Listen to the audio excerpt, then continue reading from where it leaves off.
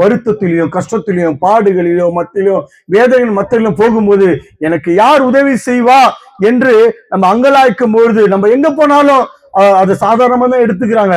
அருமையான தாயாரே தகப்பனுமாறு, இந்த இயேசு கிறிஸ்து உங்களுடைய கஷ்டத்தை மட்டும் பார்க்கிறவர், வேதனையை மட்டும் பார்க்கிறவர், மன சஞ்சலத்தை பார்க்கிறவர். என் ஆண்டவர் இயேசு இப்படி இருக்கிறவர்களை தேடி வருகிற தெய்வங்க. அவர் தேடி வருகிறவர், நாடி வருகிறவர். கஷ்டத்தில் யார் ஒரு மனிதன் வாழ்றான்னு பார்த்தா அந்த மனிதனை தேடி வந்து உதவி செய்கிறவர் தான் இந்த இயேசு. இந்த நாளிலும் கூட உங்கள் பகுதியில வந்து சொல்றதுக்கு காரணம்னா இந்த இயேசுவோட வார்த்தை உங்களை தேடி வந்திருக்கு. இந்த ஆண்டோடைய அன்பு உங்களை தேடி வந்திருக்கு. இந்த அன்பு உங்களை தேற்றும்படியா வந்திருக்கு. இந்த அன்பு என்னை தேற்றுமா? கண்டிப்பாக தேற்றுகிற தெய்வங்க அவர். என் ஆண்டவரே தேற்றுகிறவர். ஆமாங்க, கண்டிப்பாக உங்கள் தேவைகளை சந்திக்கிறவர். நீங்க நாளைக்கு என்ன நடக்கும் சொல்லிட்டு ஒரு பயத்தோடு ஒரு அச்சத்தோடு கூட இருக்கலாம். நாளைக்கு என்ன நடக்கும், என் ஃபியூச்சர்ல என் பிள்ளைங்களுக்கு என் குடும்பம் அப்படின்னு சொல்லி ஃபியூச்சர் குறித்து அதிகமான கவலையோடு இருக்கலாம். நீங்க நாளை தினத்தை குறித்து கவலைப்படாதீங்க. நாளை தினம் கவலைப்படும்படியாக அந்த நாளை அவர் மாற்றுவார். அப்படின்னா அவர் இயேசு கிறிஸ்து நமக்கு நாளைக்கு என்னென்னலாம் தேவை, நமக்கு நம்முடைய வாழ்க்கைக்கு என்ன தேவை, பிள்ளைங்களுக்கு என்ன தேவை, நம்ம குடும்பத்துக்கு என்ன தேவை என்பதை அறிந்து அதை முன்கூட்டியே நமக்கு அதை செய்து முடிக்கிறவர் தான் இந்த ஆண்டவர் இயேசு கிறிஸ்து. அருமையான தாய்மார்களே, ஒரே ஒரு காரியம், உங்கள் துக்கம் சந்தோஷமாய் மாறும். எப்பேற்பட்ட நீங்க துக்கத்தின் வழியாக இருந்தாலும், பாடுகள் வழியாக போய்கொண்டிருக்கலாம், யார் உங்களுடைய பாடுகளை பார்ப்பா, யார் உங்களுடைய பாடுகளை என்று கஷ்டங்களை என்று பாதைகளை அறிந்தவர் யார் அப்படி உங்களுக்கு கேள்வியோடு இருக்கலாம். நான் சொல்றேன், உங்களுடைய வாழ்க்கையை அறிந்தவர் என் இயேசு. நீங்க தாய்கிட்டையும் தகப்பன்கிட்டையும் நண்பர்கிட்டையும் சொந்த மந்தங்கிட்ட சொல்லாத ஒரு ரகசியங்கள் கூட, மனசில் இருக்க குழப்பங்கள் வேதனைகளை கூட என் ஆண்டவர் இயேசு அறிந்தவருங்க.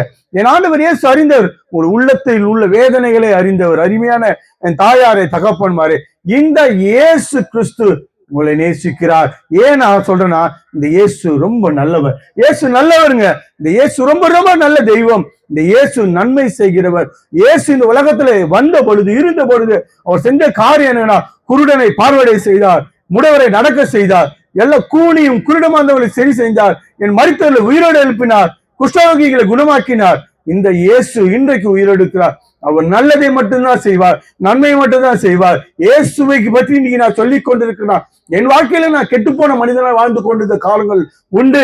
இந்த இயேசு கெட்டு போன வாழ்வை, கெட்டு போன மனிதர்களை அவர் அழைத்து அவருடைய வாழ்க்கையை மாற்றி அழகு பார்க்கிறவர் என் ஆண்டவராகிய இயேசு கிறிஸ்து. அருமையான தாயாரே, இந்த இயேசு கிறிஸ்து எல்லாருடைய வாழ்க்கையை மாற்றுகிறவர், அவர் ஆசீர்வதிக்கிறவர்.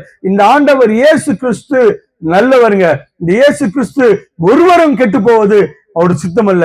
யாரும் கெட்டு போகணும், யாராவது கஷ்டத்தில் இருக்கணும், வேதனையில இருக்கிறோம், இந்த மனிதர்களை என் ஆண்டு அப்படியே இருக்கட்டும் சொல்லிட்டு விடுகிறவர் அல்ல, அவர்களை வாழ வைக்கிறவர். இந்த நாளில் கூட நீங்க எந்த சூழ்நிலையில இருக்கீங்கன்னு எனக்கு தெரியாது, ஆனா என் ஆண்டவர் அறிந்திருக்கிறார். உங்களுடைய வேதனை அறிந்திருக்கிறார், உங்களுடைய எல்லா விதமான யோசனைகளை அறிந்திருக்கிறார். அருமையான தாயாரே தகப்பன்மாரே, சகோதரனே சகோதரிகளே, என் ஆண்டவர் இயேசு கிறிஸ்து நல்லவர். நம்ம வாழ்க்கையில இருக்கிற கஷ்டத்தை நம்ம மனிதர்கிட்ட போய் சொன்னோம்னா அவங்க 10 பேர் சொல்லுவாங்க, அது அப்படியே ஸ்பிரிட் ஆகும். அருமையானவர்களே, உங்கள் பாரத்தை நீங்க சுமக்காதீங்க. என் ஆண்டவர் இடத்துல உங்களுடைய பாரத்தை நீங்க இறக்கி வைங்க. நீங்க இறக்கி வச்சீங்கன்னா போதும், உங்கள் பாரங்களை அவர் மாற்றுவார், அவர் ஆசீர்வதிப்பார், உங்கள் துக்கத்தை சந்தோஷமாய் மாற்றுவார். என் தாயாரே தகப்பன்மாரே, நான் ஒண்ணு சொல்றேன், அவர் உங்களை விசாரிக்கிறவர். தாய் விசாரிக்காமல் போகலாம், தகப்பனை விசாரிக்காம போகலாம், சொந்த பந்தம் விசாரிக்காம போகலாம், பெற்ற பிள்ளைகள் கூட விசாரிக்காம போகலாம். என் ஆண்டவர் இயேசு அவர் உங்களோடு இருந்து விசாரித்து உங்களை ஆசீர்வதித்து வழிநடத்துகிற தெய்வம்.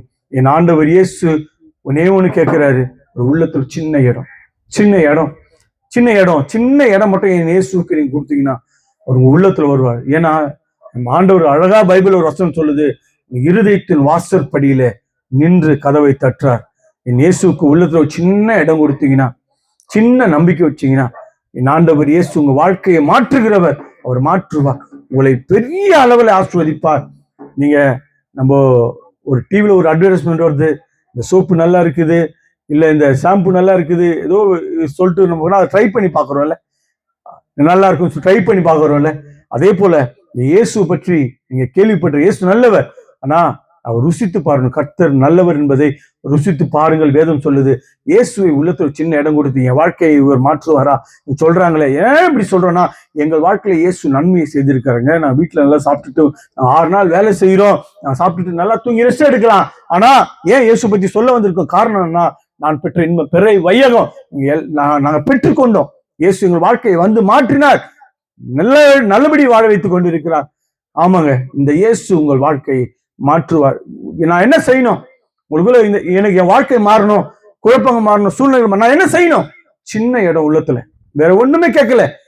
அந்த வேதனையோடு கண்ணீரோடு கஷ்டத்தோடு என்ன செய்கிறேன் என்று தெரியாம திகைத்து கொண்டு இருக்கிற உள்ளத்துல சின்ன இடம் தாங்க. இந்த இடத்த நீங்க உள்ளத்துல ஏசப்பா எனக்குள்ள வாங்க, என் வாழ்க்கையை மாற்றுங்க, என் சூழ்நிலையை மாற்றுங்க அப்படி சொன்னீங்கன்னா, என் ஆண்டவர் இயேசு உங்க உள்ளத்துல வந்து உங்களோடு இருந்து அவர் உங்களுக்கு குடும்பத்தை முற்றிலும் எல்லா சூழ்நிலை மாற்றி உங்களை ஆசீர்வதிப்பார். உங்களுக்கு குறைகளை நிறைவாய் மாற்றுவார். என்ன ஆண்டவராகிய இயேசு கிறிஸ்து. அருமையானவர்களே, எனக்காக ஜெபிக்கணும் அப்படி சொல்லி விரும்பினீங்கன்னா நீங்க வாங்க, உங்களுக்காக நான் ஜெபிக்கிறோம்.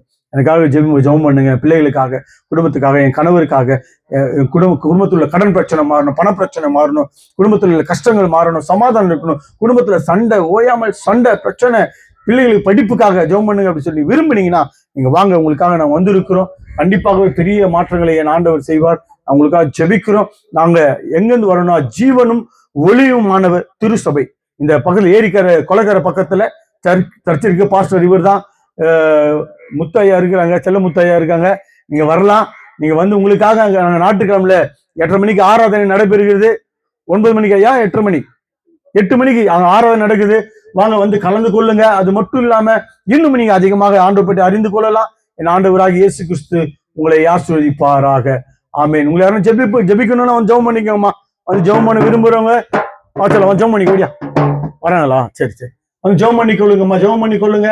ஆண்டவர் இயேசு நல்லவர், உங்க வாழ்க்கையை ஆசீர்வதிப்பார். நீங்க எந்த இடத்துல இருந்தாலும் வாங்கம்மா, வியாபாரம் பண்றாமா அக்கா, ஜெபம் பண்ணிக்கோங்க வாங்க. ஆண்டவர் இயேசு சுகம் தருவார், உங்க வாழ்க்கையில நல்லது செய்வார், நன்மையை செய்கிற தெய்வம். வந்து ஜெபம் பண்ணி கொள்ளுங்க. ஆண்டவர் இயேசு கடன் பிரச்சனைகள், பணம் பிரச்சனைகள், குழப்பங்கள் எல்லாவற்றையும் மாற்றி ஆசீர்வதிக்கிற தெய்வம். நம்மளுக்காக ஜெபிக்கிறோம். ஆண்டவர் இயேசு உங்களை ஆசீர்வதிப்பாராக. நம்ம பாடலை பாடிக்கொண்டு இருக்கிறோம். வந்து ஜெபம் பண்ணி கொள்ளுங்கம்மா. கர்த்தர் உங்களை ஆசீர்வதிப்பார். ஆமென்.